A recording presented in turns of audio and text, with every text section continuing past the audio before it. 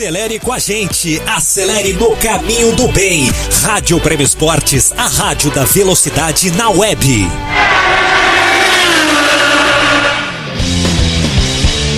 Rádio Prêmio Esportes, Mundial de Fórmula 1, acelerando com os nossos brasileiros. Felipe Nasser! Felipe Massa do Brasil! Na velocidade da web.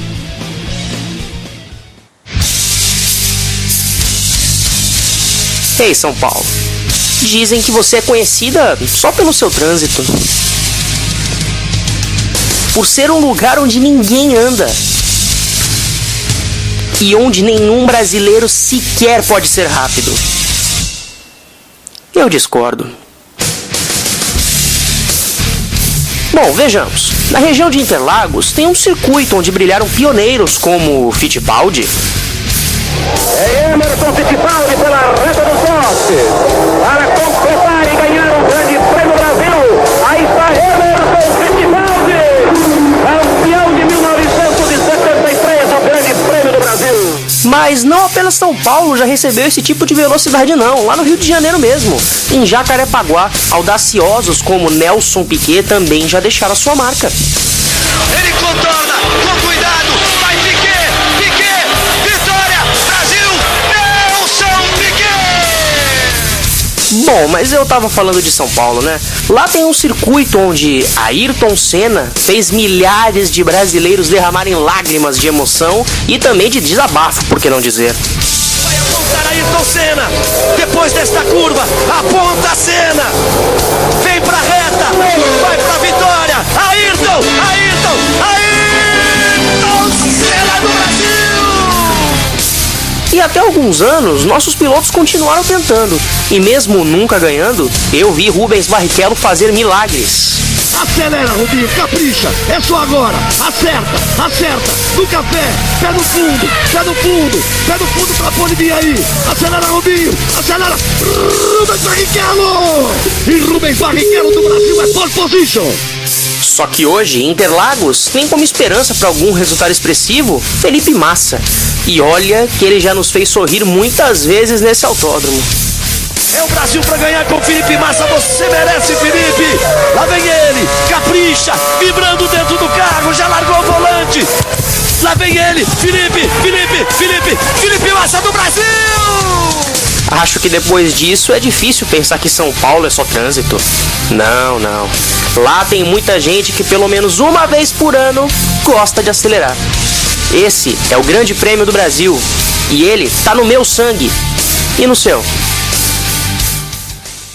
É isso aí, galera! O GP do Brasil tá no nosso sangue. E no sangue de vocês? Ele também corre?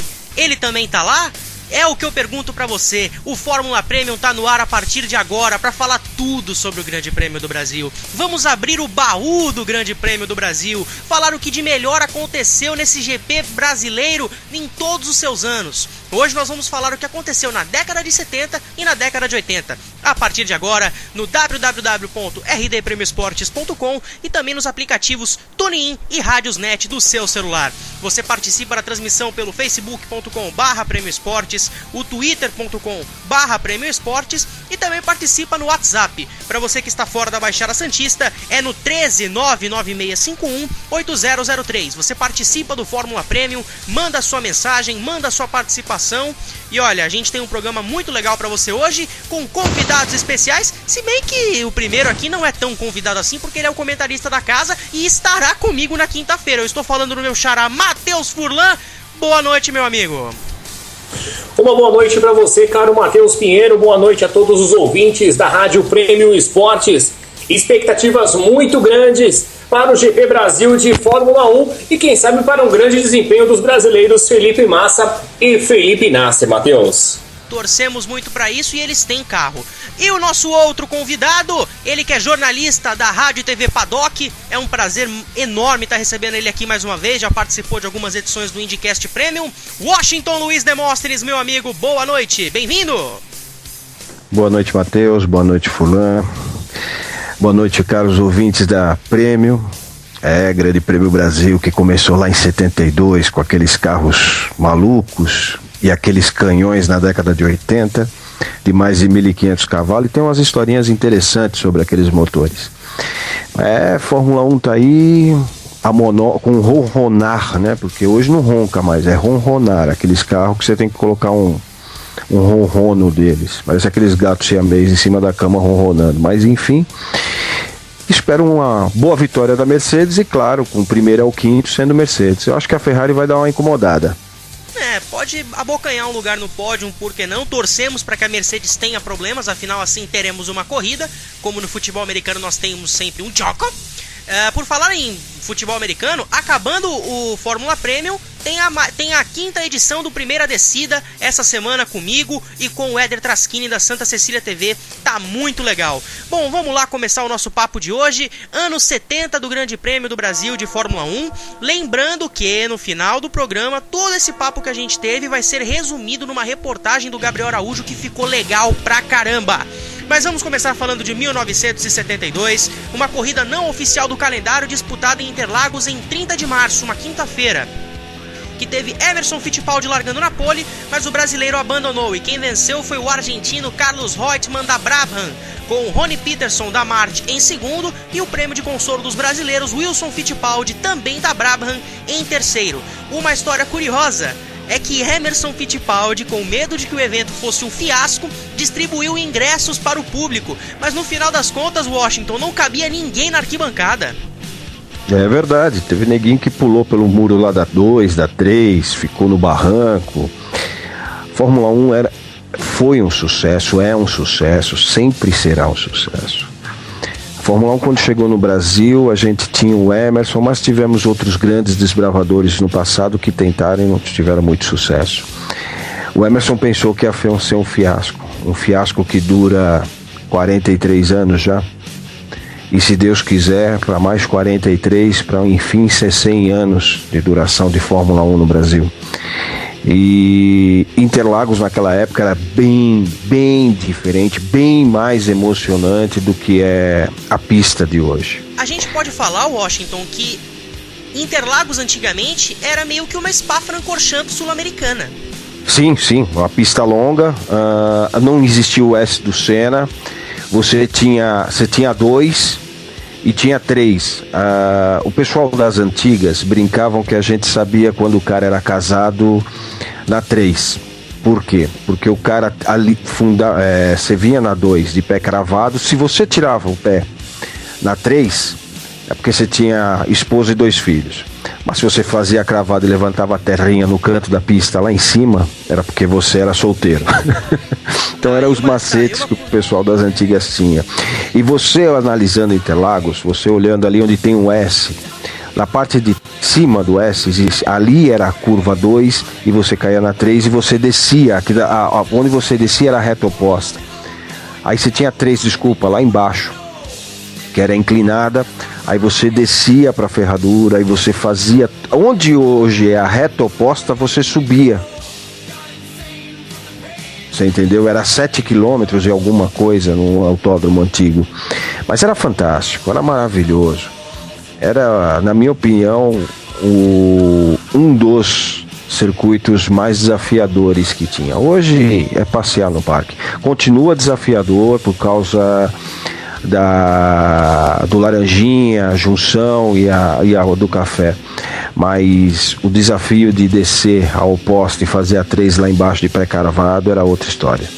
Furlan, a gente sabe que Interlagos é um circuito que guarda muita história, tanto antes da reforma quanto agora mesmo, depois da reforma, porque os dois circuitos são circuitos desafiadores, com grandes retas, curvas de alto perigo, pontos-chave. A gente pode ser, o Washington citou muito bem o Laranjinha, que é um ponto cego da pista, a Junção, que é um ponto que você tem que fazer certo se você quiser fazer uma boa volta, enfim. Antigamente, principalmente em 72, os pilotos ainda buscavam um conhecimento da pista e o evento, no fim das contas, foi um grande sucesso.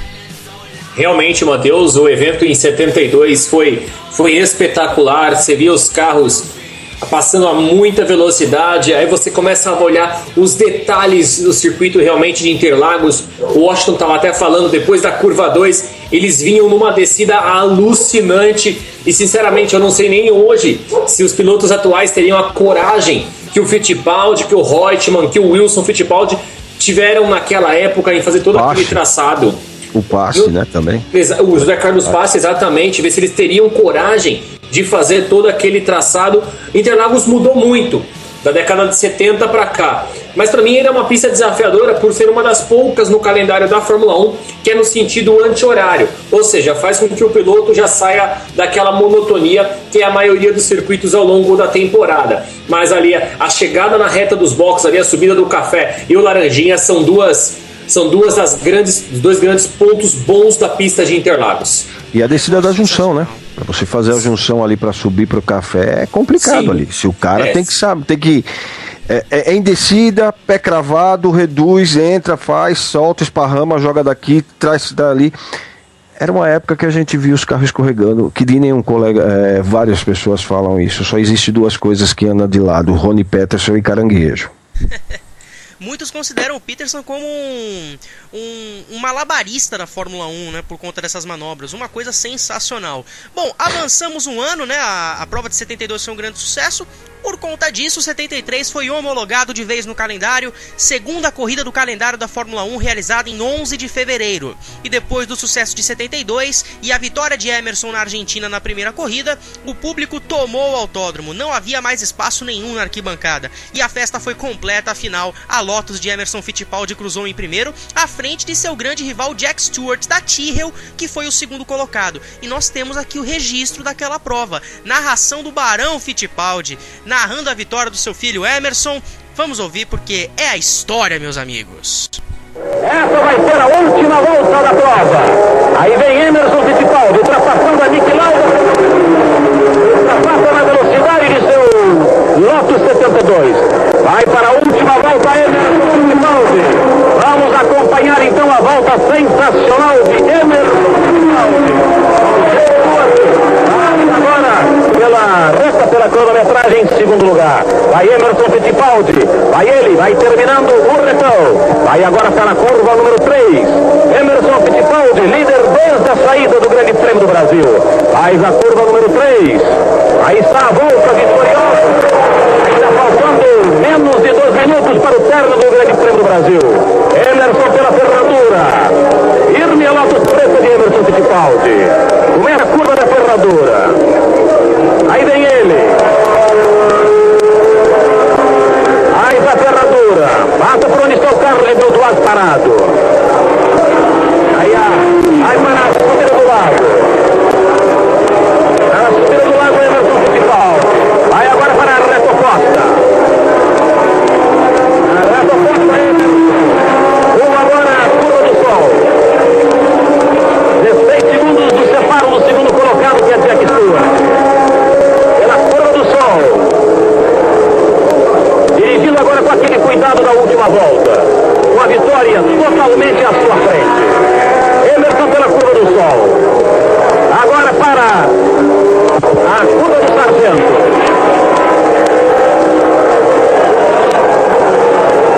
Aí Emerson Fittipaldi. Sargento agora pelo Laranja. Aí agora para a parte mais difícil do miolo. O F. Desce então para o Pinheirinho. Ali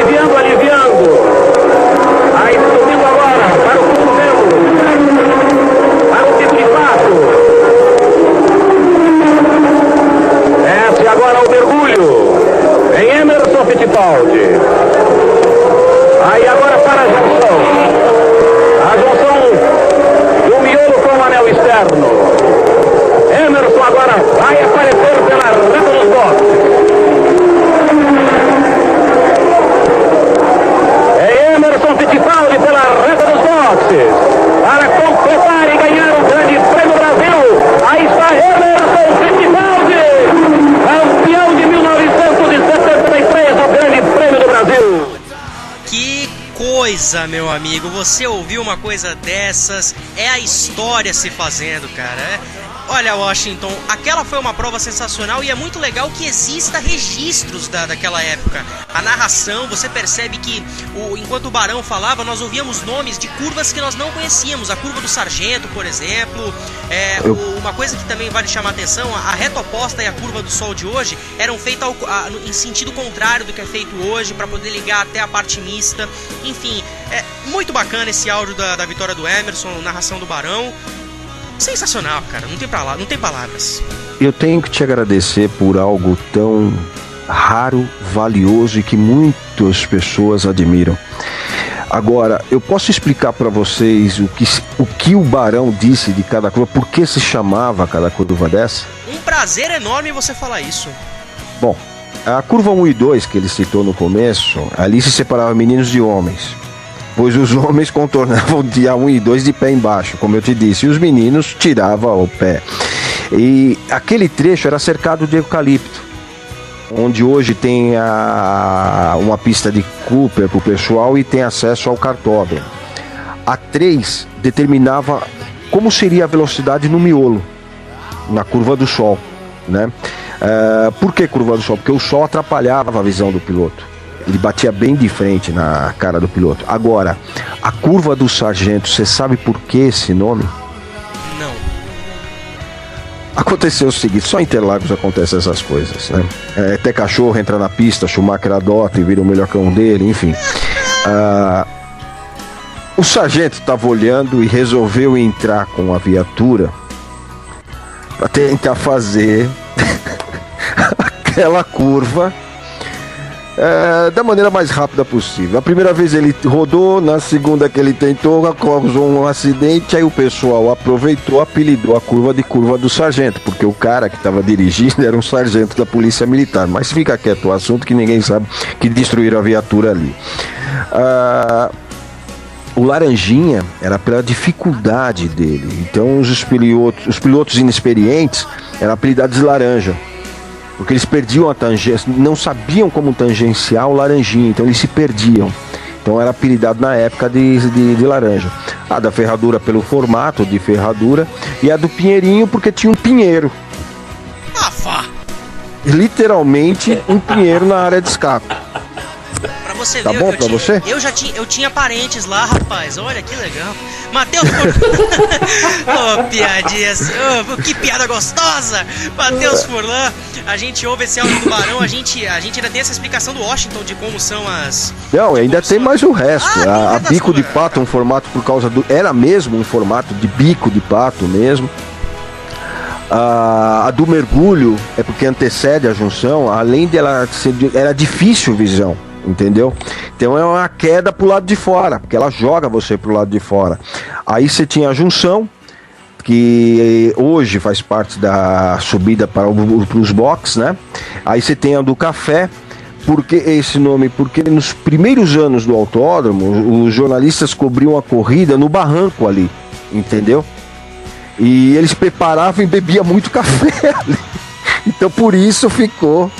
Nós batizamos aquela curva como curva do café, porque dava uma visão total da pista. E é como nós jornalistas ficávamos no barranco, a gente fazia café ali e ficou curva do café.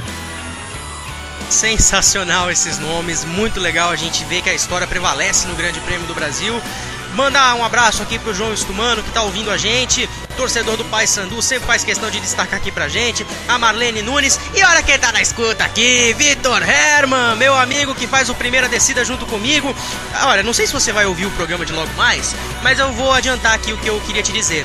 Você tá causando choro nas meninas fãs da NFL, porque você é o muso da NFL na web rádio brasileira e as meninas estão com saudades de você. Então elas lançaram a hashtag Volta Herman, que eu também tô com essa campanha, porque eu tô com saudade de você, meu amigo, pra gente bater aquele papo bacana sobre a NFL. Semana que vem tem a 6ª edição, depois do Fórmula Premium tem a 5ª. Bom, vamos pra 1974.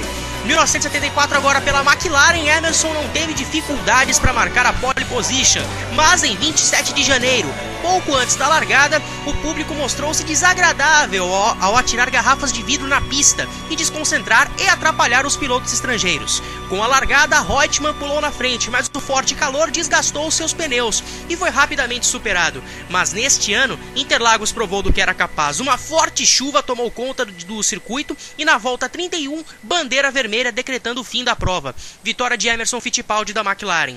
E até a África do Sul seriam quase 2 meses. Então, nesse intervalo de tempo, a Fórmula 1 fez uma prova extra-calendário para inaugurar o autódromo Nelson Piquet na cidade de Brasília, Furlan.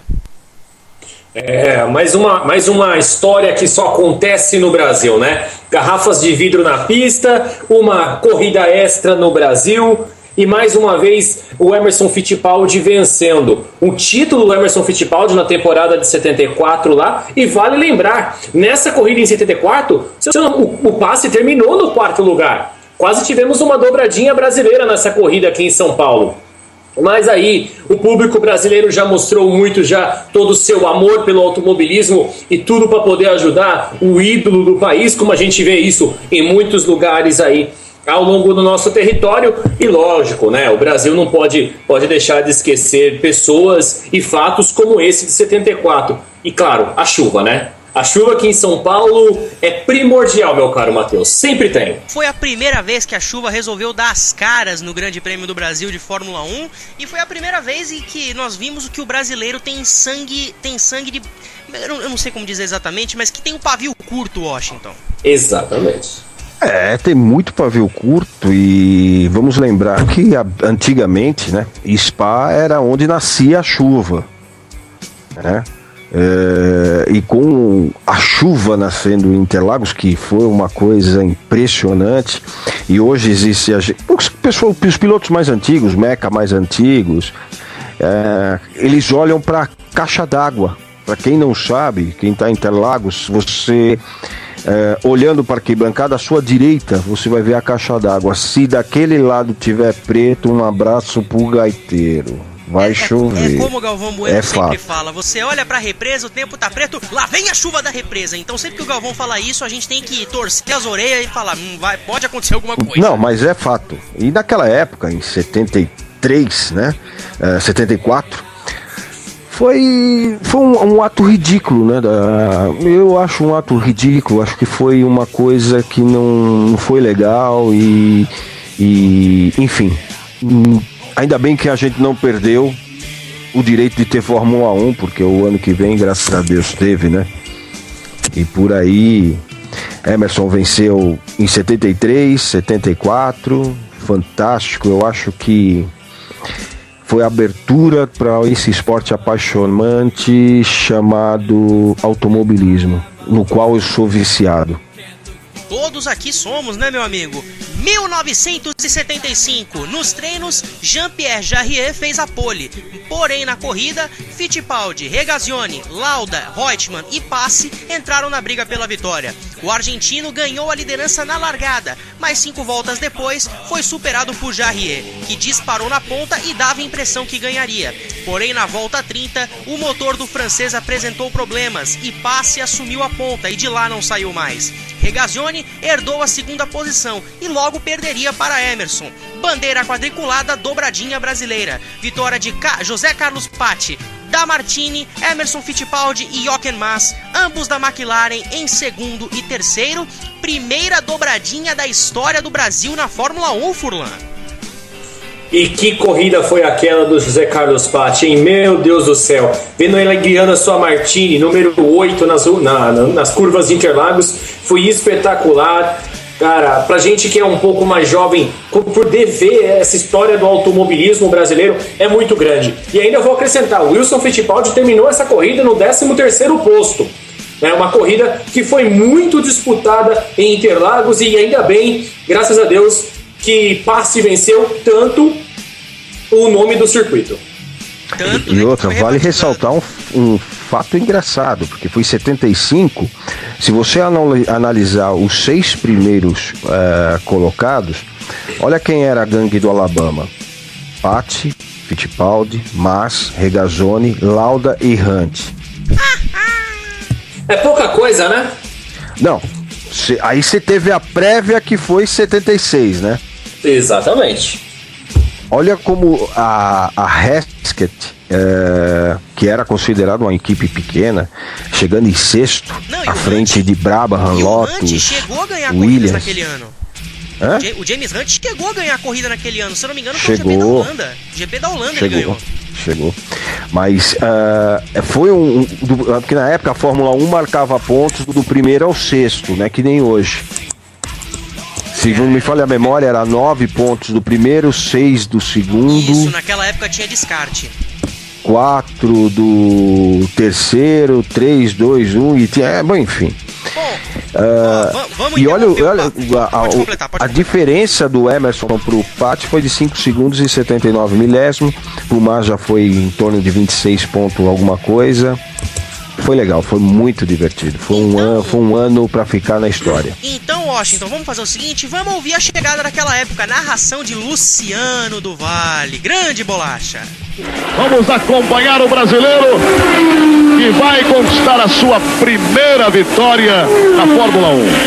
Aí vem José Carlos Passe descendo a reta. E logo atrás dele, Emerson Fittipaldi saindo da curva 2. E já Moco entrando na 3. É Moco agora fazendo a 3 e partindo para 4. Esta é a curva 4. Aí vai José Carlos Passe em quarta velocidade a 210. Saindo da 4. O Emerson foi Brasil de Fórmula 1. Já subindo José Carlos Passe em direção à reta dos boxes. Vamos aguardar a bandeirada. Vai completar a volta de número 40. Vai terminar o grande prêmio. Lenços e mais lenços. Comemorando a vitória de Patti. Atenção. Aí está a bandeirada e Patti venceu. Ganha José Carlos Patti. Em segundo, Emerson Fittipaldi. Em terceiro, Otmar. Sensacional, Luciano do Vale. Naquela época, se eu não me engano, era pela TV Cultura, não era, Washington? Era pela TV Cultura. E dessa prova, só 15 carros terminaram a corrida. Avançamos agora mais um ano na história, vamos para 1976. Ano em que explodiu a maior rivalidade da história da Fórmula 1, o Brasil abriu o calendário por conta do cancelamento do GP da Argentina. Hunt, recém-chegado à McLaren, marca a pole, mas na largada é superado por Lauda e Regazzoni. O suíço pega a ponta, mas voltas depois abandona. Lauda herda a primeira posição e depois de algumas voltas, Hunt abandona, abrindo caminho para o austríaco Niki Lauda da Ferrari. Mal sabiam aqueles como iam terminar a temporada, hein? Pois é. 5 vitórias do Lauda naquela temporada e um GP do Brasil abrindo assim espetacular. O Lauda de Ferrari mostrando todo o seu potencial e o James Hunt mostrando que era um grande piloto. Assim, o GP de 76 infelizmente não teve um Brasil no pódio, mas foi uma grande solução do Brasil. Mas eu falo pra você uma coisa, foi o ano da estreia de Ingo Hoffmann pela Fittipaldi no Grande Prêmio do Brasil. Terminou em 11º. Não, e detalhe, você falou na do frente Hunt, de Emerson. Você falou do Chegou em 13º. Chegou, isso é verdade. Você citou um fato interessante. E você falou do James Hunt, o Furlan. Eu acho difícil, né? Brasil, carnaval, aquelas coisas. Difícil o Hunt não ter aproveitado um pouquinho, né? Meu amigo, história dele. Não conta não, deixa quieto esse assunto, vai dar divórcio. Então avançamos mais um ano na história, 1977, o ano do cemitério da curva 3, ano onde vários carros abandonaram e deixaram seus carros na curva 3 de Interlagos, um ferro velho milionário. Dizem que a culpa é do asfalto mal curado que amoleceu. Um dos abandonos chamou a atenção, José Carlos Patti, que também não sobreviveu à curva 3, ao bater, entrou na ambulância e dirigiu o veículo até o centro médico do autódromo. No fim, vitória de Carlos Reutemann da Ferrari, com Hunt da McLaren em segundo e Niki Lauda da Ferrari o terceiro. Emerson Fittipaldi da Copersucar foi o quarto. Olha, essas duas histórias foram sensacionais. O cemitério da curva 3 e o Patti que bateu e dirigiu a ambulância. E outra coisa, ano de estreia de Alex Ribeiro, pela marcha. Alex Dias Ribeiro. Certo? E teve 1, 2, 3, 4, 5, 6, 7, 8 carros no mesmo lugar. Olha, Furlan, a curva 3 ali, o cemitério da curva 3 foi espetacular em 77. O Ingo Hoffmann passou muito perto de marcar ponto nessa corrida, terminou no 7º posto, né, em 77. E o Niki Lauda venceu o James Hunt, que o Niki Lauda foi campeão daquela temporada, né? Apesar do Hunt ter marcado a pole em 77. Mas é aquilo, né? E Hunt chegou em segundo, né? Mas é aquilo, né? Diziam que o próprio Lauda, né? Quem viu o filme Rush sabe, né? Ele dizia que pro Hunt um título tava bom. Então ele correu 77 meio que apertando o botão do dane-se e correndo meio que se divertindo, não? Mas ele já se divertiu em 75, 76, 77, 78. Tipo, se divertiu mais ainda, então. Ele nunca parou de se divertir. Isso é verdade. O Hunt vamos dizer assim, ele é a essência do piloto bon vivant. Exatamente. Hunt chegava no autódromo vestido com roupão do hotel.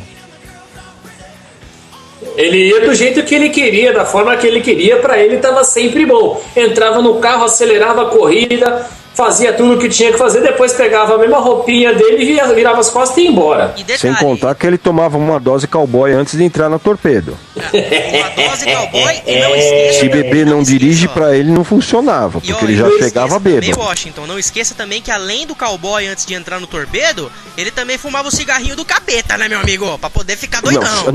Não, cigarrinho do capeta não. Ele era Drogas S.A. Ali era a associação de todas. Vamos lá, mais um ano na história, 1978. Novo ano, novo circuito. O GP do Brasil sai de São Paulo e vai para o Rio de Janeiro, para o Autódromo de Jacarepaguá. Um monólogo da Ferrari e do argentino Carlos Reutemann, que fez grande largada e assumiu a liderança ganhando de ponta a ponta. Mas o segundo lugar seria extremamente celebrado.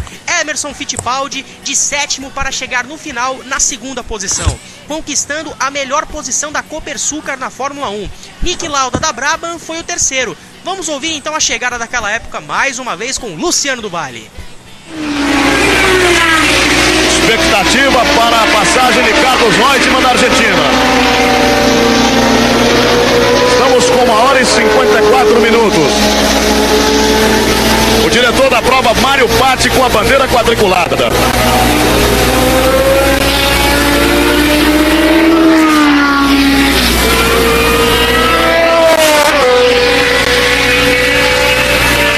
Mário Andretti se mantém na 4ª posição. O argentino Carlos Reutemann vem vindo. Vai para a curva da vitória. Momentos de grande expectativa no Autódromo do Rio de Janeiro. Vai sair a bandeirada, Mário Patti. Carlos Reutemann da Argentina ganha o Grande Prêmio Brasil. E agora a expectativa da chegada de Emerson Fittipaldi. Emerson Fittipaldi contornando agora a curva do Girão. Ele tem menos de 900 metros.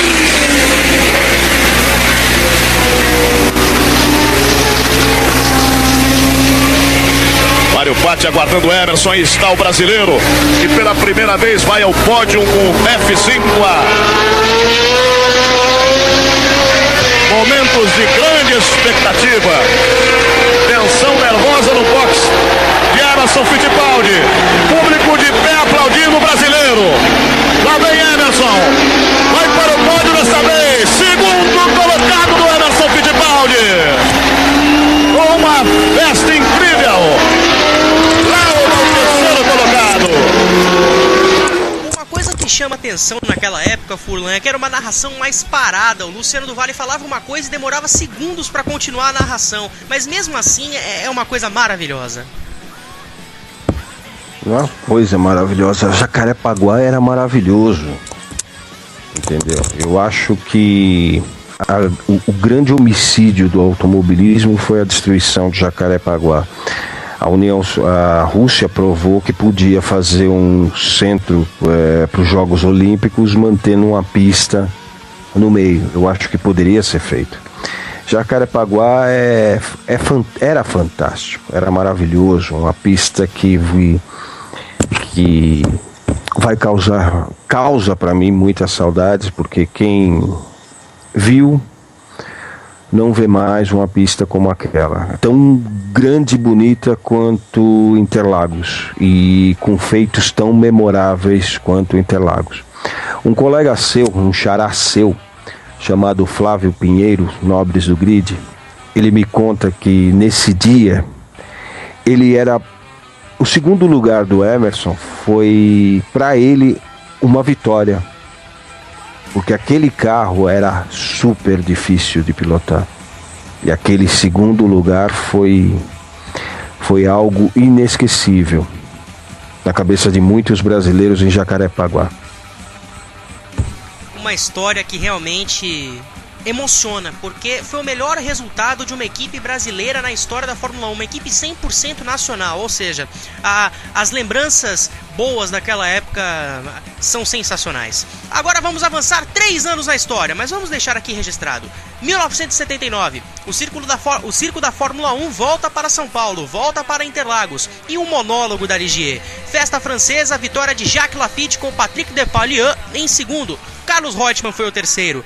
1980, ano em que a Fórmula 1 correu pela última vez no traçado original de Interlagos, e segundo alguns, a corrida foi muito sem graça. Vitória da Renault de René Arnoux, Hélio De Angelis da Lotus em segundo, e fechando o pódio, obviamente, Alan Jones, que seria o campeão da temporada da Williams, em terceiro lugar.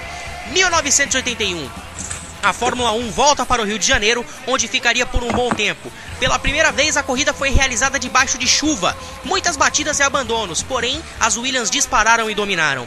Reutemann recebeu ordens para dar passagem a Alan Jones. O argentino ignorou e venceu, deixando o Sir Frank Williams extremamente irritado. Ricardo Patrese da Arrows fechou o pódio na terceira colocação.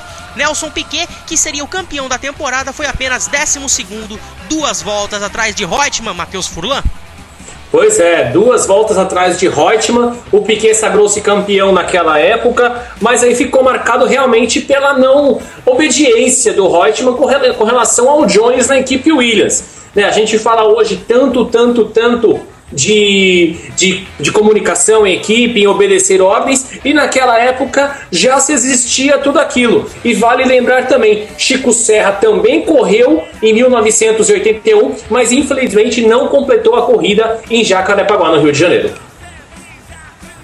Washington, Luiz Demóstenes. Mas sobre essa história do Alan Jones com o Carlos Reutemann, o Reutemann estava extremamente correto, gente. Pra mim isso é uma besteira. Tem que ligar o dance e fazer o teu. Naquela época o campeonato não estava em disputa.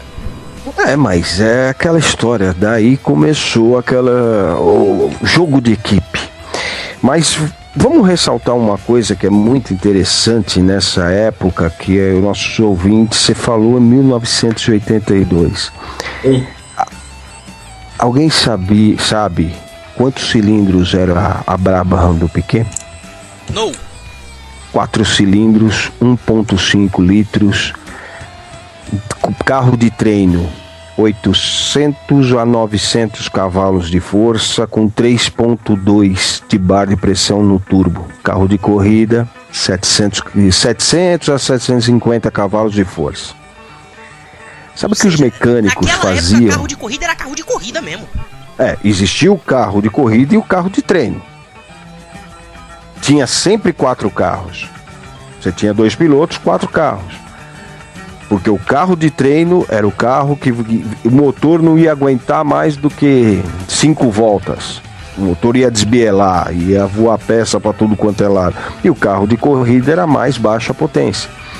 Sabe o que os mecânicos da BMW faziam para conseguir um tratamento químico no motor para ficar nas bancas?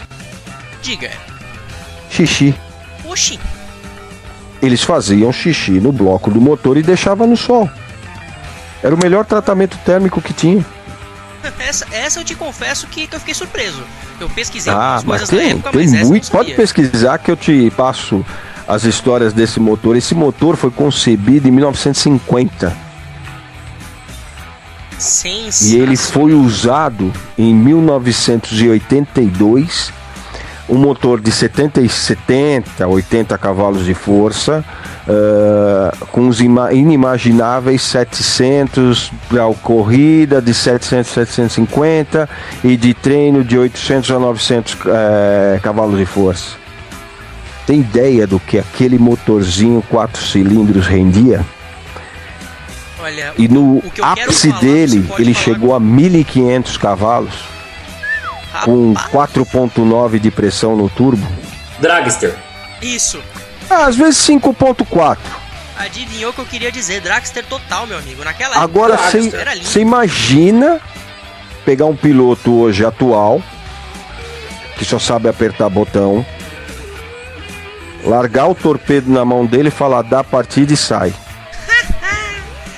Podiam fazer sem isso errar uma marcha, porque aquele câmbio não permitia erro.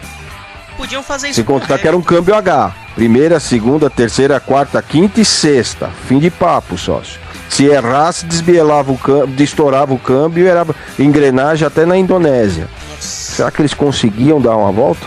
Não.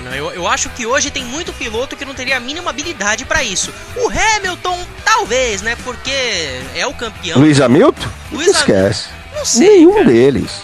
Nem o Bastião, Luiz Hamilton. Nem o Button, que é o mais experiente. Nem o Butão. Pode esquecer. Eles iam olhar, pô, legal. Ah, tem câmbio, tô fora. Verdade, né? Nenhum desses pilotos chegou a dirigir os carros de câmbio manual, né? Só aqueles que dirigiram no final entre 94 e 95 já pegaram aquela fase do câmbio semiautomático. Então, eu acho que hoje realmente os pilotos teriam muita dificuldade. Bom, vamos avançar mais um ano na história. 1982, ano de uma prova maluca. Piquet, Rosberg, Keke Rosberg, Alain Prost e René Arnoux, entre outros, brigaram todas as voltas pela vitória. E após se aproveitar do abandono de Gilles Villeneuve, Nelson Piquet herda a ponta e vence. Mas na inspeção, a FISA viu que o carro de Piquet estava abaixo do peso mínimo. Williams. Você sabe por quê? Eu ia continuar, mas fala. O sistema de refrigeração do freio. 2 tanques d'água, que ele abria a torneirinha, o carro ficava uns 30 quilos mais leve. Você imagina quando o torpedo andava, né? Não, pra você ver como naquela época pensavam... Eu não sei se vale dizer que essa era a palavra, mas era um carro revolucionário, né? Sim, tudo isso para evitar o efeito solo.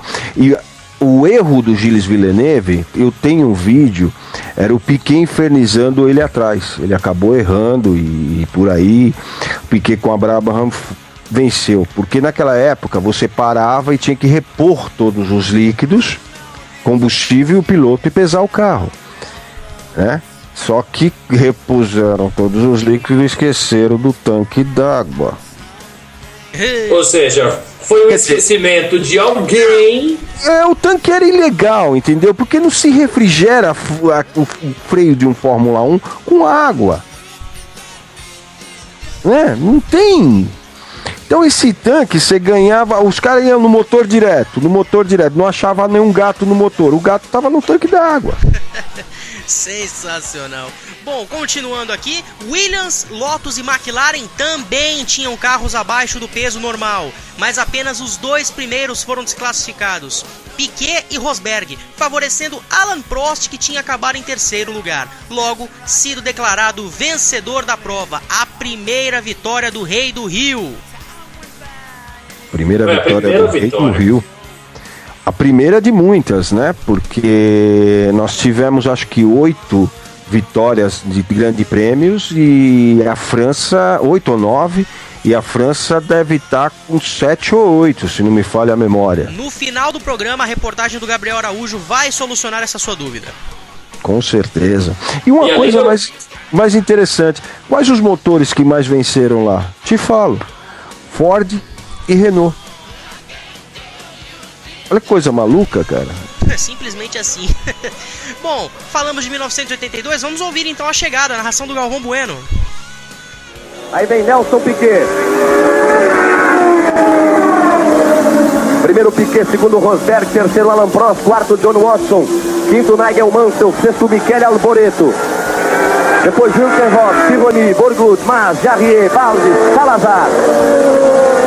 Outra vez a arquibancada em delírio.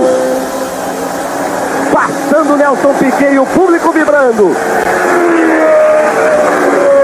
Amadeu Girão aguardando Nelson Piquet. Em Piquet para as curvas finais de uma grande vitória. Vai Nelson Piquet. Primeira perna do Oeste, agora a segunda. A próxima curva é a curva da Lagoa. Aí vem Nelson Piquet. Curva dos boxes à sua frente. Reduziu, tangenciou e foi embora Nelson Piquet.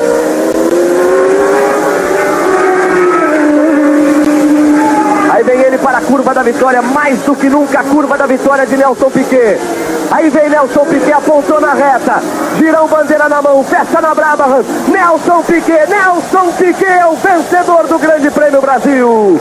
Nelson Piquet, numa corrida maravilhosa. Uma corrida maravilhosa, pena que não levou. Mas a redenção veio no ano seguinte, 1983. No Rio, finalmente o fim do jejum brasileiro que se durava 8 anos. Rosberg pegou a ponta na largada, mas na sexta volta seria superado por Nelson Piquet, que com o carro mais leve voou e venceu com tranquilidade. O segundo lugar não foi computado. Keke Rosberg foi desclassificado por ter o seu carro empurrado na saída dos boxes por seus mecânicos, após um conturbado reabastecimento. Niki Lauda foi o terceiro e pela primeira vez o tema da vitória foi tocado na TV brasileira, um momento histórico. A gente vai fazer os nossos comentários sobre 83 e daqui a pouco nós vamos exibir aqui a chegada de 83. A primeira vez do tema da vitória foi histórico. O tema da vitória que embala hoje todas as vitórias brasileiras em Fórmula 1 desde a temporada de 83. Piquet campeão com aquela Brabham, que o chefe de equipe era o próprio Bernie Eccleston, né? Uma temporada maravilhosa para Piquet. Lembrando que o Keke Rosberg foi pole position nessa corrida e acabou sendo desclassificado. Engraçado, né? E hoje você vê algumas corridas em que os mecânicos saem empurrando o carro aí e hoje não é desclassificado, naquela época foi. Ainda tivemos 2 brasileiros ainda em 83, o Chico Serra terminou em 9º lugar e o Boesel veio a abandonar aquela disputa. Mas vamos ser sinceros, hein? Nelson Piquet fez de tudo nessa corrida de 83 e mereceu muito a vitória. Diz aí, Washington. Posso fazer uma correção? O ano de 82 ele correu com Ford, não com BMW, foi em 83. Me desculpe o meu erro porque não dá pra lembrar de tudo. Eu lembro que no GP do Canadá de 82, Washington, teve aquele caso do Piquet que correu com o pé escaldado. Isso, não, é porque o radiador ficava na frente dos pedais. Radiador de óleo. Então ele aqueceu e fritou o pé do Nelson. Eu acho que o carro do Patrese era BMW e o carro do Nelson era Ford. Isso. O carro do Patrese era o desenvolvimento BMW e do Piquet era o Ford. Mas 83 eu posso te falar o seguinte, meu amigo. Como o Matheus mesmo, o Furlan disse, o tema da vitória, para quem não sabe, quem compôs o tema da vitória, se não me falha a memória, foi o Roupa Nova. Exatamente, o Eduardo Neto foi quem fez, o Eduardo Souto Neto fez a composição e o Roupa Nova foi quem tocou. Exatamente, foi Fórmula 1 também é música, para quem não sabe. E que música! E foi um tema que foi lançado nessa época com Piquet e eternizado com Senna. Eu acho que esse tema foi lançado com Piquet, mas o fato dele ser eternizado com Senna foi demais. Vale ressaltar que foi uma época que os Fords dominavam a Fórmula 1 e o BMW estava chegando, e aquela época que você tinha motor aspirado, motor turbo, que eu acho que a gente era feliz e não sabia. Não, Fulano? Muita gente pedia, né? A gente era feliz e não sabia. Tinha motor aspirado, tinha motor turbo, tinha motor da Indonésia, tinha motor chinês, tinha tudo que você queria. Tinha tudo que você queria, você podia montar de acordo com a sua vontade aquele motor, você podia desenvolver o seu carro, né? E você tinha uma corrida que era extremamente disputada.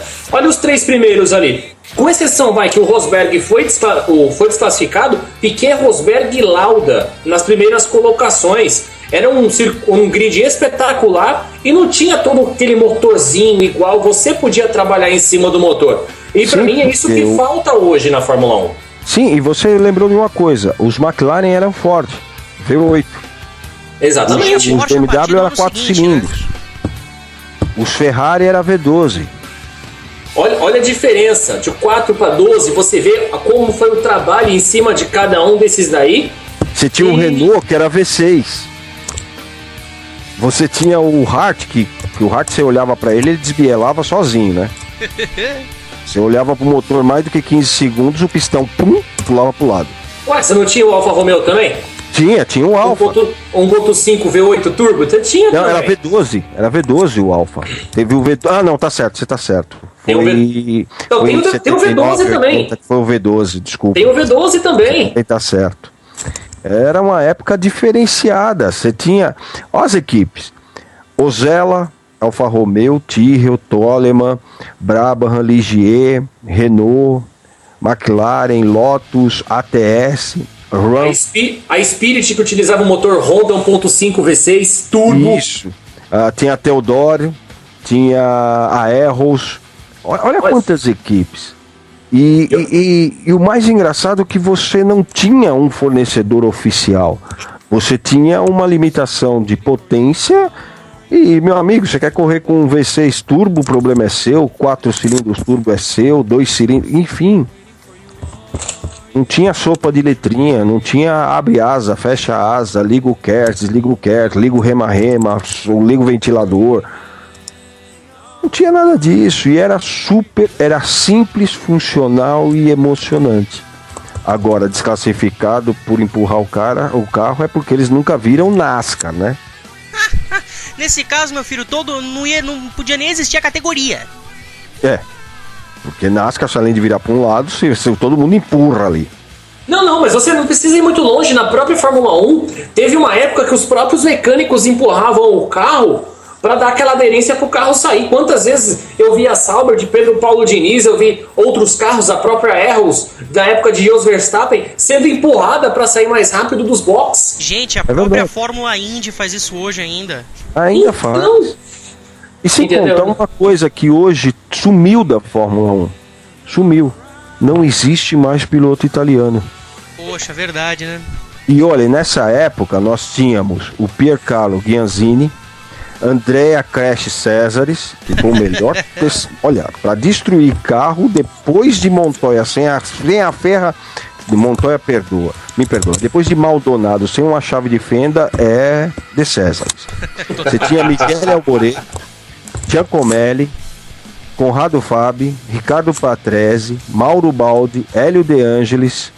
Olha a gangue italiana que a gente tinha nessa época. Pra você ver como a máfia era forte naquela época, né? Hoje morreu praticamente. Isso, hoje a máfia não faz mais nada. Hoje a máfia tá mandando o Dracone lá pra Indy. Jesus do céu, viu? Mandou quem pra Indy? O Dracone. Dracone. Mas da onde saiu esse infeliz da Caverna do Dragão? Pra você ver, parceiro, tá todo mundo procurando ainda. Ele correu do quê? Não, ele correu na Dale Coyne e na segunda corrida em New Orleans, ele atropelou o mecânico. Mas tá bem, hein? Daqui a pouco não vai ter ninguém pra trocar pneu pra ele. Ninguém vai ter que ir a corrida inteira.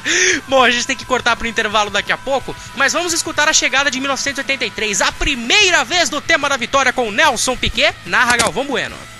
O público na arquibancada da reta dos votos, você vai ver daqui a pouco. Começa a jogar camisa pra cima, boné, começa a vibrar com o Nelson Piquet. Aí está, nas arquibancadas aguardando o Nelson Piquet. 34,26 a vantagem de Piquet para Rosberg. Ele passa à frente dos votos.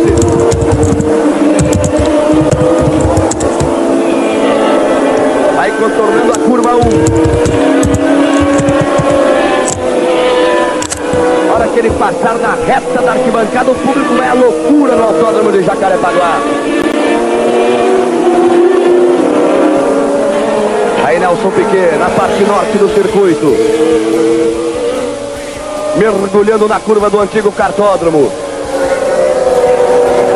contornando a curva de alta, buscando a tomada da curva norte. muito carinho e muito cuidado, ele contorna a curva norte. Ele tem Alain Prost à sua frente, Prost que é o 7º colocado.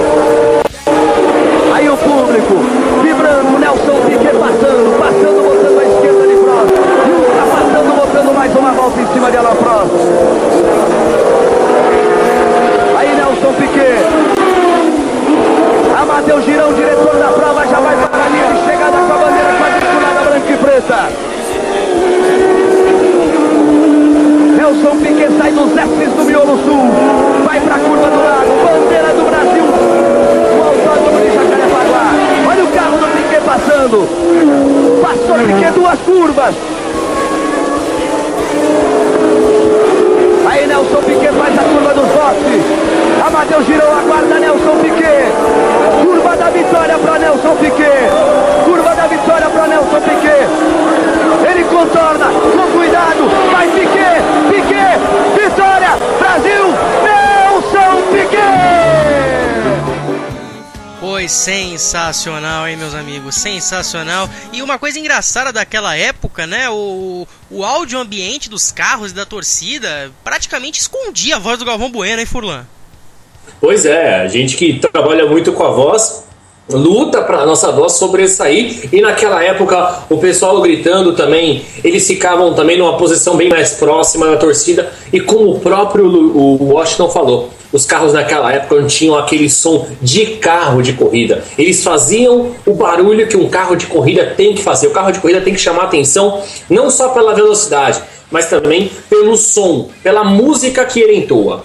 É isso aí, 9 horas da noite, na volta do intervalo a gente passa limpo 84 a 89. Vamos lá, pro intervalo, Rádio Prêmio Esportes na cobertura do GP Brasil de Fórmula 1.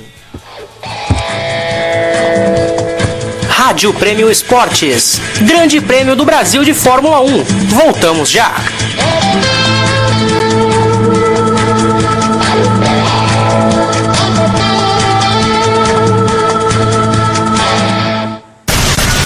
O melhor futebol do Web Rádio é aqui. Rádio Prêmio Esportes. O seu esporte no caminho do bem. twitter.com/Premium Esportes, facebook.com/Premium Esportes. Interaja conosco. Você não pode deixar de saber todas as informações que acontecem no mundo do rádio, notícias do passado, do futuro e também do presente. radioamantes.wordpress.com. Saiba tudo, os gafes daqueles narradores esportivos históricos até dos mais atuais. Não somente deles, mas sim dos repórteres, de todos aqueles que você acompanha a carreira no mundo jornalístico. Rádio Amantes, a paixão do rádio está em www.radioamantes.wordpress.com. Rádio Amantes, a paixão do rádio na internet. Quer saber sobre cerimoniais de eventos como debutantes, formaturas, eventos corporativos e o mais especial, uma celebração inesquecível para o seu casamento? Acesse www.sidneybotelho.com.br. Sidney Botelho, a voz certa para o seu evento. E a mulher tem vez aqui na Prêmio Esportes e também no www.planetafutebolfeminino.com.br. Tudo sobre o futebol das mulheres, o encantamento da beleza, daquelas que realmente encantam os gramados por todo o Brasil. Fique ligado, www.planetafutebolfeminino.com.br. Tudo do futebol feminino, também em parceria com a Rádio Prêmio Esportes. Quer participar da jornada da Rádio Premium Esportes? Tweet, retweet, @Premium Esportes. É o Twitter oficial dessa equipe. Sua mensagem será lida no ar. Mande abraço, críticas, sugestões em www.twitter.com/Premium Esportes. Alô, amigo, você quer integrar esse timaço mais prêmio da Web Rádio Nacional? Venha fazer parte colaborando com a equipe da Prêmio Esportes. Acesse já a nossa fanpage www.facebook.com/Prêmio Esportes. Mande uma mensagem, assim nós vamos avaliá-lo. Mas nós queremos você para escrever na Prêmio Esportes, então não perca tempo. Entra nesse time completo com mais de 22 colaboradores. Participe já, não deixe de curtir também a nossa fanpage www.facebook.com/Prêmio Esportes. Contamos com você na rádio mais premium do Brasil. Prêmio Esportes, com você em todos os lugares do mundo. A Premium está preparada na linha de scrimmage. Eu, Matheus Pinheiro, como bom quarterback, estou pronto para comandar a equipe. Vitor Herman, pronto para comentar. E você, tá pronto? O Primeira Descida chega todas as terças-feiras a partir das 8 e 10 e meia da noite para destacar tudo sobre a temporada da NFL, jogos, números, destaques. Primeira Descida, aqui é Touchdown Prêmio Esportes. twitter.com/Prêmio Esportes, facebook.com/Prêmio Esportes. Interaja conosco. O melhor futebol do web rádio é aqui. Rádio Prêmio Esportes. O seu esporte no caminho do bem. Estamos de volta. Rádio Prêmio Esportes, Grande Prêmio do Brasil de Fórmula 1.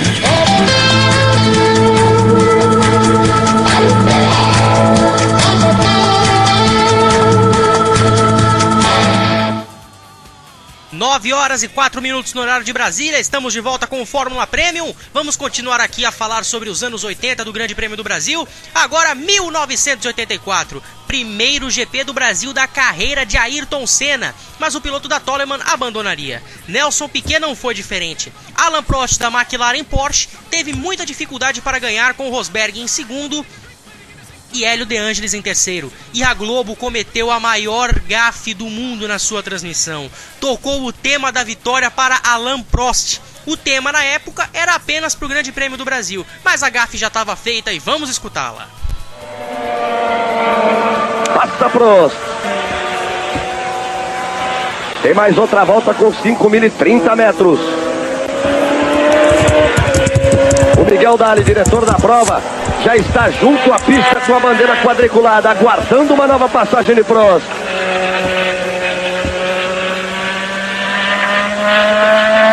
Prost vai contornando a curva Patti. O diretor de prova vai se encaminhando para a linha de chegada.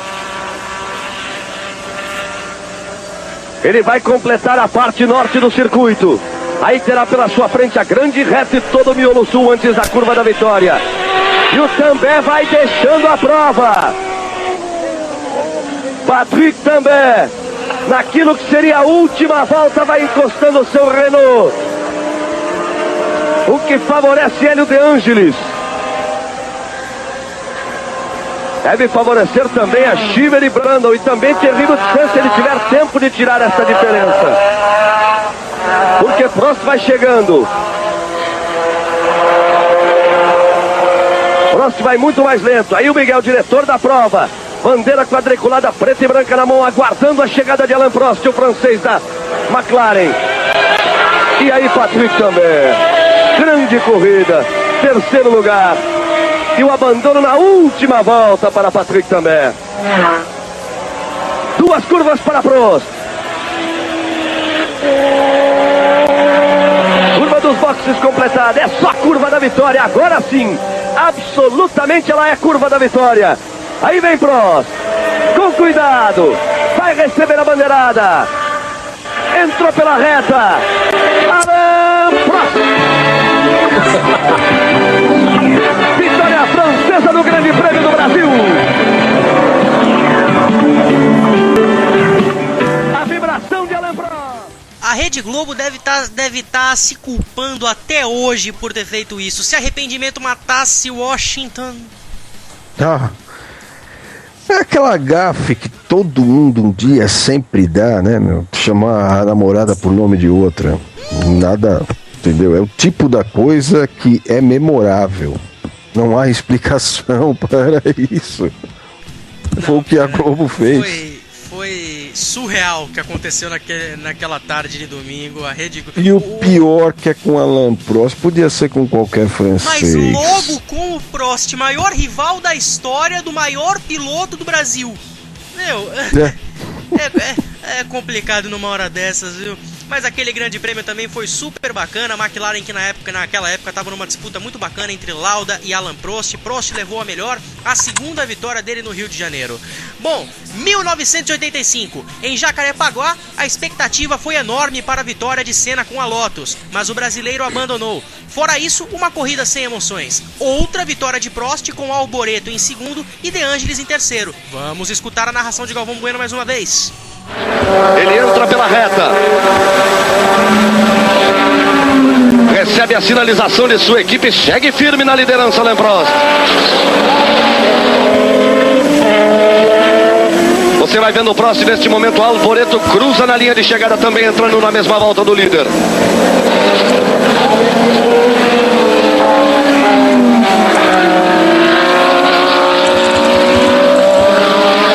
Aí vai Prost. Ele vai na sua última volta. O diretor da prova já vai se posicionando na linha de chegada com a bandeira quadriculada preta e branca, aguardando a presença de Alain Prost. Vamos acompanhar as últimas curvas e retas do líder. Ele contorna pela última vez a curva norte, entra pela grande reta do circuito de Jacarepaguá. Aí vem Prost. Um dos grandes favoritos à conquista do título mundial este ano. Ele que vem de 3 vice-campeonatos. Aí tomando da curva sua, Alain Prost.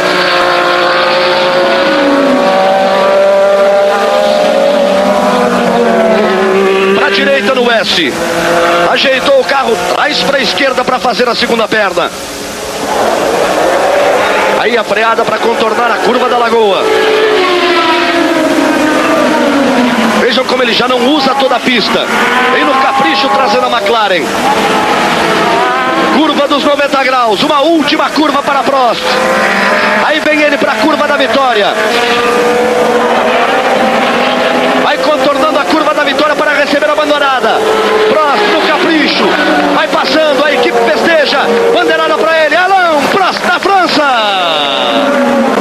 Com a McLaren de número 2, é o grande vencedor do Grande Prêmio do Brasil de Fórmula 1 em 1985. A Rede Globo consertou a gafe, Washington. Consertou um gafe. Vale ressaltar que foi o grid, os 6 primeiros colocados, 4 eram franceses. Só tinha 2 italianos nessa brincadeira. Primeiro Alain Prost, segundo Michele Alboreto, terceiro Hélio de Angelis, aí vem a Legião Francesa, René Arnoux, Patrick Tambay e Jacques Lafitte. Olha que coisa maluca. Era uma categoria quase que monopolizada no ano passado, só o Senna que uma hora ou outra colocava o Brasil no meio dessa briga. O Piquet estava num carro em processo de decadência, que era a Brabham, e o Senna vinha no processo de ascensão. Mas 85 foi um grande prêmio Brasil à la France, né? Totalmente. Um GP Brasil bem a francesa. Bom, mas avançamos um ano na história, 1986. Uma corrida longe de começar e o clima era de tensão. Afinal, Frank Williams sofrera um acidente e estava no hospital se recuperando. Dentro da pista, uma festa brasileira. Senna fez a pole com Piquet em segundo. Na largada, Mansell pula para a segunda colocação e na reta oposta leva uma fechada violenta de Senna, o que gerou problemas em sua Williams, tendo que abandonar. Piquet foi inteligente e na terceira volta ultrapassou Ayrton Senna. Prost tentou atrapalhar, mas no meio da prova abandonou. No final, Piquet vence sua primeira na Williams. Senna foi o segundo colocado e seu primeiro pódio na Fórmula 1 no Grande Prêmio do Brasil. Jacques Lafitte da Ligier foi o terceiro colocado. Vamos escutar mais uma vez a narração de Galvão Bueno. Nelson Piquet contorna, recebe o sinal de que é a última volta para Nelson Piquet. Lá vem o Brasil na última volta. Nelson Piquet, 5.031 metros, separando Nelson Piquet na sua 14ª vitória na Fórmula 1. O autódromo todo fica parado, aguardando. São poucas curvas para Nelson Piquet.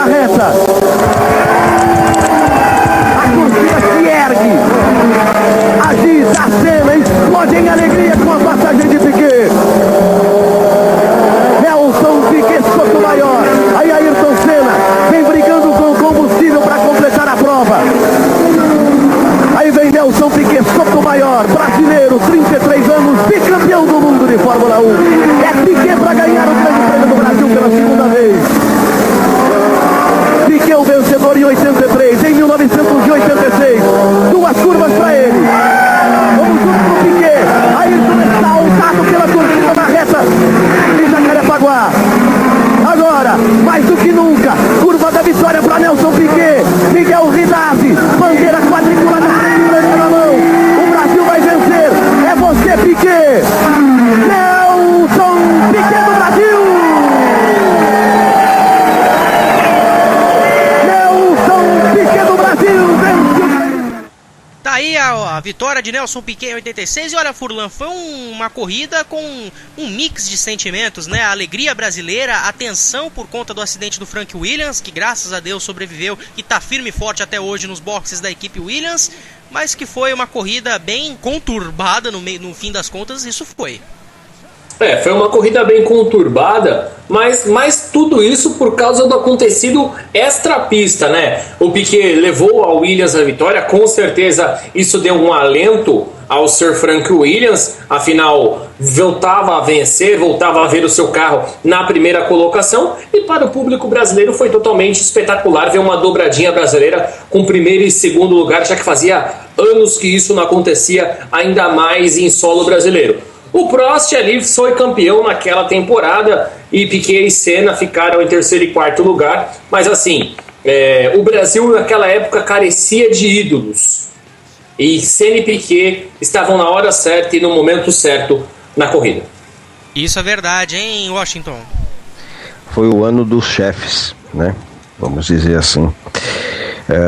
Foi algo memorável, fazia anos que a gente não tinha uma dobradinha no Brasil e isso veio para coroar um ano meio conturbado, época de direta já,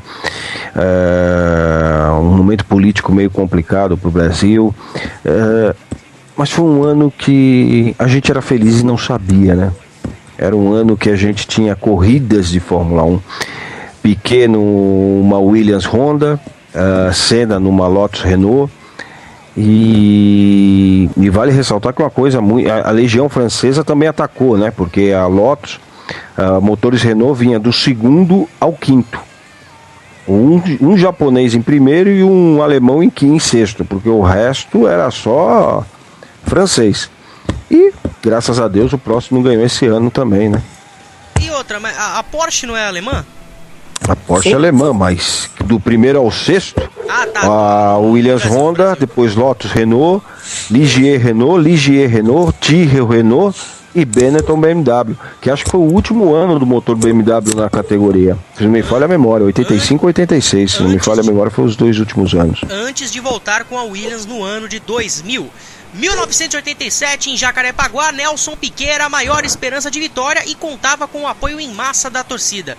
O problema é que a própria torcida tirou a vitória de Piquet. Mas por quê? Papel picado, que faz parte da festa, entrou no carro do brasileiro e o que fez perder tempo. Vitória de Alain Prost, Piquet em segundo e o sueco Stefan Johansson em terceiro. Ayrton Senna da Lotus Honda acabou abandonando. Certamente foi um dos anos mais sem graça, né? Embora tenha tido essa confusão do papel picado, Piquet indo pra trás. Foi o ano do título do Nelson, né? Também. Título mundial do Nelson, o terceiro título dele nasceu aí.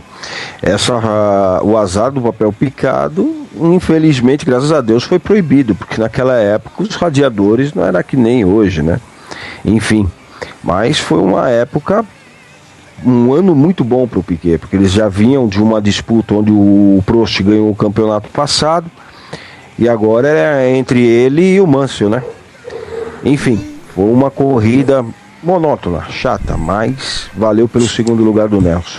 O chato é o ponto do segundo lugar ficar mais de 40 segundos atrás do primeiro. E somente os três primeiros terminaram a mesma volta, diga-se de passagem, né? Os quatro primeiros. Não, os quatro primeiros. O quarto quase tomou a volta, né? Porque tava 1 minuto e 39, 200 e pouco. A volta mais rápida era 1:39, 455. Quase levou uma volta. O quinto e o sexto levaram voltas. Quinto e o sexto levaram uma volta, mas aí você já vê uma miscigenação de carros, né? Você vê a McLaren Tag Porsche, a Williams Honda, depois a Porsche, a Ferrari voltou aos top 6, depois veio um Benetton Ford, que eu acho que foi o último ano, foi o ano passado, o ano de 86 do motor BMW. Não, foi 86 ainda teve. 87 ainda teve ainda, com o Patrese e com o Cesares ainda. Exato, vou ainda na Brabham. Mas tinha o Benetton Ford, tinha o Williams Honda, quer dizer, começava já aquela coisa de várias marcas no mesmo... Não é que nem aquela coisa, Renault, Ford. Já começou uma miscigenação divertida. E você ainda olha na parte do final do vídeo, você já vê a Minardi com o motor Moderne, né? Que você já vê um motor, Jesus amado, vindo do fundo pra frente com a March Ford e a Minardi com o Moderne também já aparecendo. Eu tinha esquecido desse fato. Pior que o motor e Moderne era o Megatron. Não deixa os Transformers ouvir isso. Já era, meu amigo. Não deixa os autobots ouvir isso, senão vão destruir o que era, já era uma desgrama. Só nos restam 2 anos na história dos anos 80. 1988, um ano de mudanças. A McLaren se consolidaria como a equipe a ser batida e a torcida depositou em cena a esperança da vitória, o que ficou evidente com a pole, mas no alinhamento do grid, o carro de Senna morre. O brasileiro correu aos boxes para pegar o carro reserva, o que não era permitido por regulamento, mas não avisaram a Ayrton sobre a regra. Em 13 voltas, Senna escala todo o pelotão, indo para 3º lugar, quando recebeu a bandeira preta sendo excluído da prova. Prost tem tranquilidade para ganhar. Berger com a Ferrari em 2º e o prêmio de consolos para os brasileiros, Piquet com a 3ª colocação. Vamos escutar a narração da época. E agora veja a potência de novo. E ele entra pela última volta. Aí você vai vendo o próximo. Agora o Berger vai completando a volta. Ferrari Guidazzi sinaliza ali para Berger. No momento exato, aquele que você viu, o diretor de prova sinalizando para Berger que teríamos mais uma volta. Aí vem Prost. Prost que venceu em 82, que venceu em 84, que venceu em 85, que venceu em 87, que vem para vencer em 88. É o rei do Rio, Alain Prost.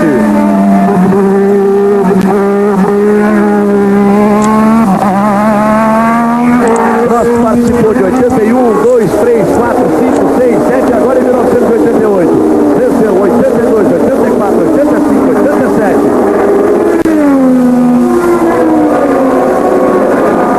Aí vem Prost.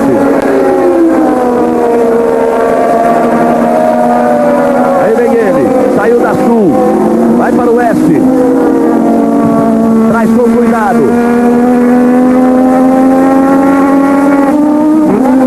Piquet segue em 3º. Vai marcar presença no pódio outra vez. Nelson Piquet no autódromo que leva o seu nome. O autódromo Nelson Piquet. Aí vem Prost. Curva dos 90. Vai apontar para a curva da vitória mais do que nunca, a curva da vitória para o francês Alain Prost. Ele bota a frente no seu recorde de vitórias. Vai para a 29ª vitória na carreira. Ferrari Guidazzi pronto para a bandeirada. Aí vem Prost, Alain Prost. Alain Prost da França. Alain Prost da França vence de ponta a ponta o Grande Prêmio do Brasil de 88.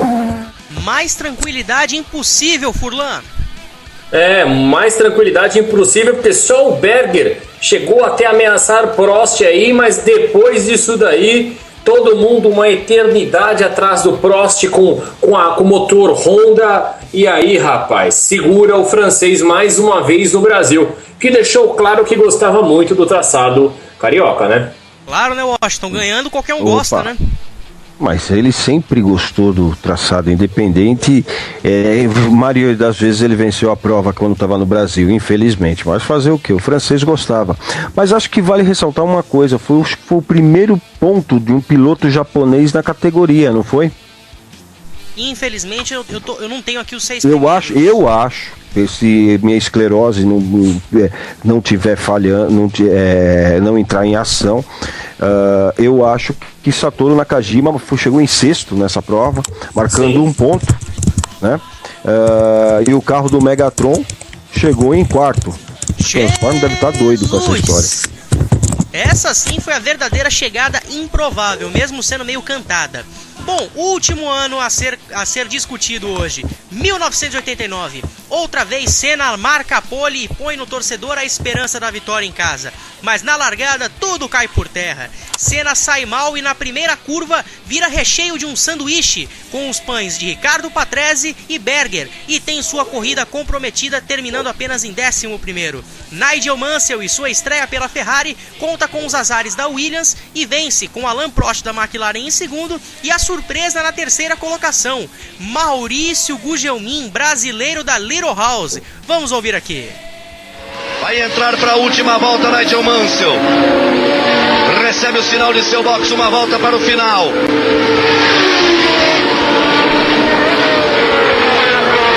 Prost também já completa o mesmo acontecendo com o Gugelmin e com o Herbert. É a última volta, aí que Maurício tem que tomar cuidado. É a primeira prova, o Grande Prêmio do Brasil. Gugelmin tem tudo para subir ao pódio.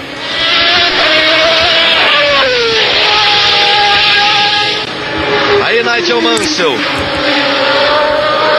O Brasil de tantos títulos na Fórmula 1 são 6, de 2 títulos consecutivos. De Piquet em 87, Senna em 88. Pode começar mais uma vez com o brasileiro no pódio. Pra festa, alegria da galera. Aí vem Mansell. Reginaldo disse agora há pouco que confiava que Gugelmin subisse ao pódio. Eu tive a oportunidade de dizer ontem no Jornal Nacional que Maurício tinha cabeça, tinha carro e seguramente iria visitar o pódio esse ano. É a primeira prova e ele está próximo do seu primeiro pódio. Aí Mansell. A Ferrari chega assustando na abertura da temporada. Mansell, Prost, Gugelmin, Herbert, Warwick e Nannini são os 6 primeiros. Mansell vai se aproximando da vitória. Vai para a curva da vitória, mais que nunca para ele a curva da vitória.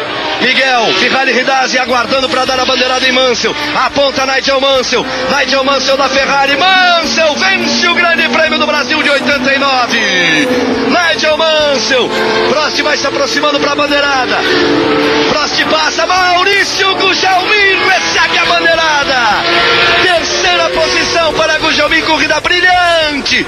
Ele vai pela primeira vez ao pódio. Uma corrida sensacional em Washington. Fantástico pelo pódio do Gugelmin, fantástica corrida. E é o ano de despedida de Jacarepaguá, né? Onde a gente voltaria para Interlagos.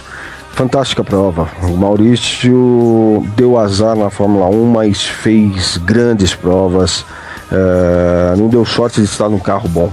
Se estivesse, com certeza teria beliscado um título. As 3 grandes provas do Maurício, Inglaterra 88, Hungria 88 e Brasil 89, foram as grandes provas do Gugelmin na Fórmula 1, que viria a fazer um pouco mais de sucesso nos Estados Unidos pilotando na Indy. A Indy que foi a categoria que supriu os brasileiros de corridas no Rio de Janeiro, né, a partir de 1996 até o ano de 2000. Sensacional em Furlan, esse pódio do Gugelmin, o Mansell ganhando, cara. Eu gosto quando o Mansell ganha, cara, porque, eu não sei, o Mansell é um piloto diferente, é um piloto que dá gosto de ver. O Mansell ele tem um estilo de pilotagem que você vê todo o trabalho dele quando ele guiava todo o carro, quando ele tinha o carro que ele pilotava na mão. E na época ele pilotava uma Ferrari, né, cara? Em 89 ele tinha um grande carro na mão, tinha grandes adversários, no caso o Prost e o Senna, mas eu quero também destacar aqui não só o Gugelmin, mas também o carro dele, o motor Jude, que era produzido na Inglaterra. Era um motor que passou durante muito tempo por muitas equipes na Fórmula 1 e não era como o motor Honda, o motor Ferrari ou até mesmo o Ford que empurravam as principais equipes da categoria naquela época. Então o Gugelmin realmente fez um grande trabalho no Rio de Janeiro. E vocês citam todos Jacarepaguá, que existem algumas categorias aqui no Brasil, categorias menores, que estão fazendo uma ação e levando a seguinte inscrição: o Rio de Janeiro precisa de um autódromo. Né? Destruíram Jacarepaguá e o Rio de Janeiro precisa sim de um autódromo e eu também sou a favor. O Rio de Janeiro tem que voltar a ter automobilismo. Onde é que eu também sou a favor disso. E o mais engraçado, uma coisa vale ressaltar, se não me falha a memória, o chefe de equipe do Maurício hoje é um dos grandes projetistas da Fórmula 1, Adrian Newey. Adrian, verdade. Eu tava me fugindo quem era o projetista daquela Little House, além do fato de ele ter trabalhado na McLaren na época que o Hackney era campeão. Enfim, Adrian Newey, ele sempre tava no lugar certo, na hora certa. Bom, vamos resumir tudo isso aqui que a gente falou agora, mas quem vai fazer isso é o Gabriel Araújo para trazer um pequeno resumo do que discutimos aqui nessa 1h30. Amigo da Premium Esportes, semana de GP do Brasil de Fórmula 1 é semana de contar história. Hoje você conhecerá os detalhes da prova em suas duas primeiras décadas, 1970 e 1980. A primeira vez da categoria principal do automobilismo do mundo no Brasil se deu em 1972, quando foi realizada uma corrida para homologar o circuito de Interlagos, em São Paulo, como nova sede de um grande prêmio. Por isso, a corrida não contou pontos para o campeonato, que mais tarde terminou com o brasileiro Emerson Fittipaldi como campeão. Ele, vista a novidade que era a Fórmula 1 no Brasil, chegou a distribuir ingressos para as pessoas para que a prova não fosse um desastre de público. E olha, nem precisava, porque desde 1972 as arquibancadas brasileiras sempre estão lotadas. Naquele ano, aliás, o vencedor foi outro sul-americano, com um amor pelo Brasil, o argentino Carlos Reutemann, da Brabham, que venceria outras 3 vezes por aqui. Wilson Fittipaldi abocanhou um pódio. Já homologado, o Interlagos voltou a sediar a prova até 1977 e viu 3 vitórias seguidas de pilotos locais. Em 73, Emerson Fittipaldi, com sua lendária Lotus preta, venceu pela primeira vez em casa, feito repetido no ano do Bimundial, 74, já com a McLaren.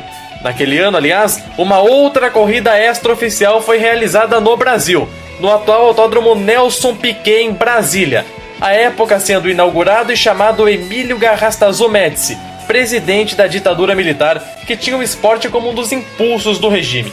Sem valer pontos, Emerson Fittipaldi também venceu.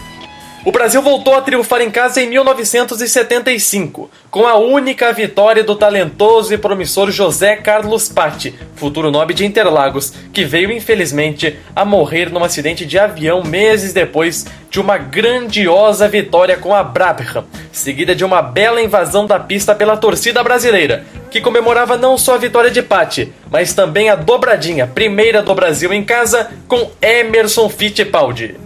Em 76, o austríaco Niki Lauda começou o domínio da Ferrari em asfaltos brasileiros, que perdurou em 77 e 78, com Carlos Reutemann vencendo 2 vezes, a segunda já em território carioca, no circuito de Jacarepaguá, que vibrou mesmo com o pódio de Emerson Fittipaldi, primeiro do Rato desde 75 e melhor resultado da equipe 100% brasileira da Fórmula 1, a Copersucar.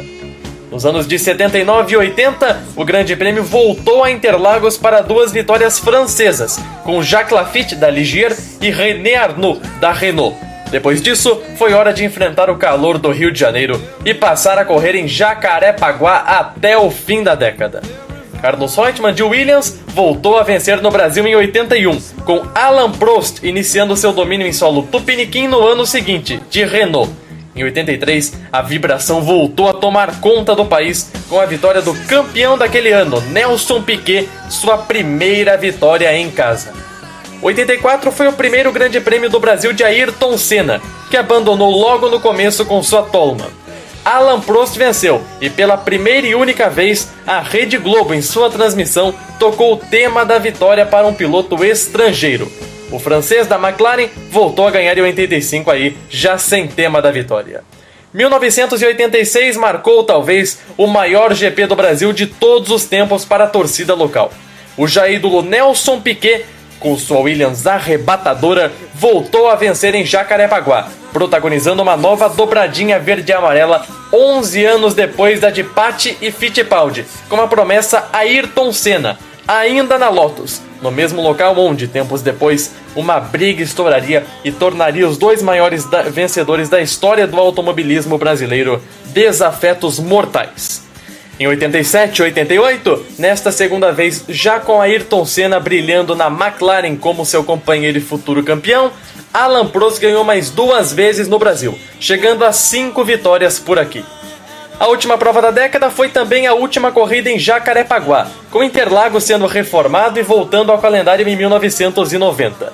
Foi a marca também do retorno da Ferrari ao topo do pódio no Brasil, com a única vitória do inglês Nigel Mansell no país. O saldo final das décadas de 70 e 80 aponta 18 corridas, 10 em Jacarepaguá e 8 em Interlagos, sem contar uma extra-oficial em Brasília. Foram 9 vencedores diferentes de 5 nacionalidades. Alan Prost ganhou 5 vezes, Carlos Reutemann 4, Nelson Piquet e Emerson Fittipaldi 2, José Carlos Patti, René Arnoux, Niki Lauda, Jacques Laffite e Nigel Mansell, uma cada, somando 8 vitórias francesas, 5 brasileiras, 4 argentinas, uma austríaca e uma inglesa por 7 equipes diferentes. 5 da McLaren, 4 da Ferrari, 3 da Brabham, 2 de Williams e Renault e uma de Lotus e Ligier. Sozinha numa ilha. Tá aí as informações do que a gente discutiu agora há pouco com o Gabriel Araújo, bela reportagem montada por ele. E vai ter outra reportagem dessa, só que na quinta-feira, destacando os anos 90 e os anos 2000 do Grande Prêmio do Brasil. Bom, Washington Luiz Demostres, jornalista da Rádio TV Paddock, muito obrigado por sua presença, por ter compartilhado conosco o seu conhecimento pela Fórmula 1. Olha, não tenho palavras para te agradecer, muito obrigado, e é só o começo da nossa semana. Obrigado a vocês, obrigado aos ouvintes da Prêmio, obrigado Fulano, obrigado Matheus, obrigado por esse convite. Espero poder ajudar mais e a gente conversar mais sobre a época onde tínhamos motores e éramos felizes. Com certeza, éramos felizes e não sabíamos. Matheus Furlan, quinta-feira, tamo de volta. Quinta-feira estaremos de volta, com certeza, Matheus Pinheiro, com muito mais da Fórmula 1, aí falando dos anos 90, e com certeza vamos relembrar mais grandes nomes do automobilismo brasileiro e também internacional. Afinal, o mundo do automobilismo também passa por São Paulo, também passa pelo Brasil. Com certeza, Matheus Furlan, muito obrigado. Quinta-feira a gente está aqui e eu já vou anunciar. Quinta-feira é com a presença do Fábio Campos, jornalista que é do Café com Velocidade, um dos podcasts mais escutados no automobilismo aqui no Brasil. Então ele vai estar aqui quinta-feira para compartilhar um pouco do que ele sabe sobre os anos 90 e os anos 2000 do Grande Prêmio do Brasil de Fórmula 1. A gente vai destacar tudo sobre o Ayrton Senna, Michael Schumacher, Hakkinen, os azares de Barrichello, as vitórias do Felipe Massa, o título de 2007 que foi tão disputado, enfim, vai ser muita coisa boa no próximo Fórmula Premium na quinta-feira. Sexta-feira vai ter boletim ao vivo do Autódromo de Interlagos. 10 horas da manhã vai ter o primeiro treino livre. Meio-dia chegamos com o boletim Prêmio Esportes. Eu estarei nos estúdios da Premium, Fábio Campos no Autódromo de Interlagos. Vamos por meia hora debater o que foi o primeiro treino livre. Às 4 da tarde, debater o que foi o segundo treino livre. E à noite, às 8 horas, mais uma edição do Fórmula Premium para passar limpo a sexta-feira, com as presenças do Tony Vasconcelos, blogueiro do jornal A Tribuna de Santos, e o Roberto Lioi, repórter da Rádio Globo. E no sábado a mesma coisa, boletim ao meio-dia, ao término do terceiro treino livre, boletim às 4 horas para debater o que foi o treino qualificatório, e às 8 horas da noite, Fórmula Premium para poder debater o que foi o treino de classificação e as primeiras previsões para a corrida, com o meu amigo Léo Campos da Rádio Pimba e com Felipe Mota, jornalista dos canais Fox Sports e da Rádio Jovem Pan, também vai estar aqui com a gente falando o que foi a qualificação. Uma semana repleta de novidades e programação especial voltada para o Grande Prêmio do Brasil. Fique agora com o Primeira Descida, o podcast da NFL, destacando tudo o que aconteceu na semana 9 comigo e com o Éder Traschini. É daqui a pouquinho, depois do intervalo. Por hoje, fecha a conta, passa a régua, um grande abraço a todos e tchau!